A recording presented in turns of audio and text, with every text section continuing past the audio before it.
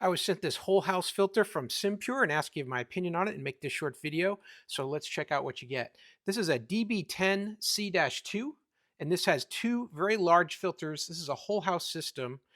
These filters are 10 inches long by 4.5 inches wide. So they are definitely a lot more plump than the other 10 by 2.5 that are probably seen around more commonly.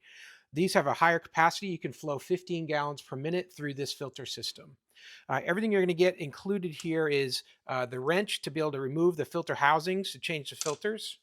You're going to get some positioning tape, which is very helpful for when you're doing the install. It's going to help you mark exactly where to put your screws in the wall so that you can hang it from the hanging hooks that are available on this metal bracket that they provide. So this just makes your job a lot easier. Get this level, put the holes, punch the holes, put your screws in, you'll be ready to go. You're going to get those screws included as well with some anchors. So depending on how you need to do your install, these anchors may be helpful to you. And you're also going to get a couple of rolls of Teflon tape. You can never have enough of this because the 1 inch inlets and exits on this are going to need Teflon tape to secure that and make sure you don't have any leaks. Let's look a little closer at the filters that they give you themselves. So the unit comes already mounted onto this metal bracket with an in and an out because they've set it up so that the flow is going to go through the filters this way. If you've got to do that differently, then you could remove all of these bolts on the top and switch the bracket around, and now you'd be in good shape and you'd be able to have that flow from this side and go out relative to the bracket. But pay attention, they've already marked it with an in and an out. That'll help you out. You can see right on the top here, you've got some pressure relief buttons for each of the filters. So when you're doing a filter change, that's helpful to release the pressure inside here so that it'll loosen up easier. This is a very solid bracket that they're giving you here. It's pretty thick steel. It's very strong. This is going to hold the whole system up on the wall without any trouble at all. Nice and sturdy, and you need it to be sturdy so when you're removing these filters, you can get some leverage on it because they can be kind of hard to loosen at times.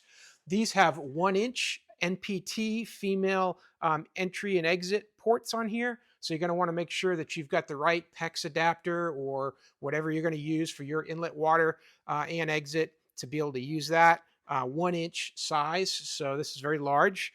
You're going to see some note here as well that when you do, these are a tapered thread in here. So it's got that 1 inch NPT standard. You're going to have some Teflon tape that's going to be exposed probably. So don't worry that all the threads do not get all the way into this tapered entry point here. So you can see here this type of filter is called a granulated activated carbon. This one's got an indicator of a KDF on it. And this one here is CTO. Let's take these covers off and show you what that looks like inside.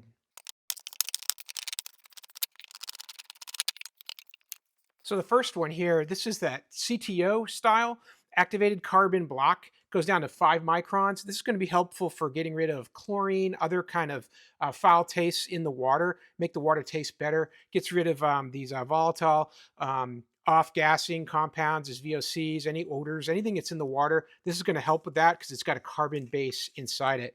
And then the second one here has got granular activated carbon inside it. You can hear that. This has a lot of granules inside it that the water is going to flow through, and it's going to continue to remove other minerals like iron, lead, nickel odors, heavy metals, things like that. Again, it's going to make your water taste a lot better as it flows through both systems here.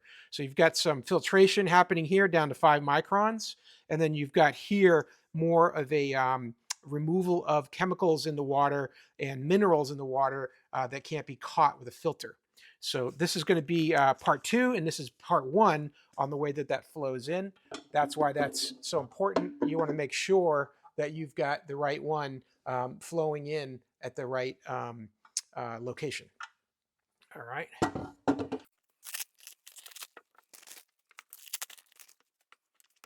On the filter housings, they're nice that you can see through there. You can see if you're getting any cloudiness or if you're getting quite a lot of buildup on the outside of the first carbon filter. And then you'll notice you've got a O-ring, goes all the way around here. This is super important for the seal that's going to happen. And then on the very top here too, there's another O-ring right in this top ring. That might be harder to notice there, but there's dual O-rings here to seal this up into the main housing. Let's get this put together and installed and flow some water through it.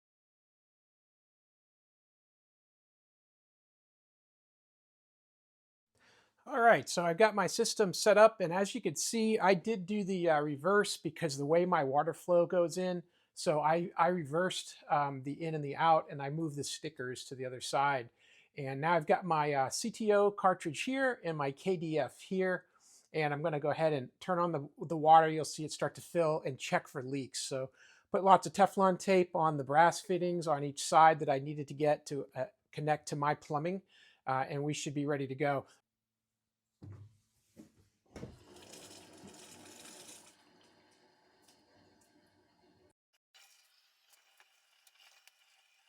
All right, so I've got the water pressure on full right now. I wanted to check it for leaks, so I just eased the water pressure up to make sure I didn't have any problems. And so far, it's looking good. So hey, I hope this video was helpful to learn a little bit more about this system from SimPure. Hope this information was useful to you, and as always, I hope you have a great day.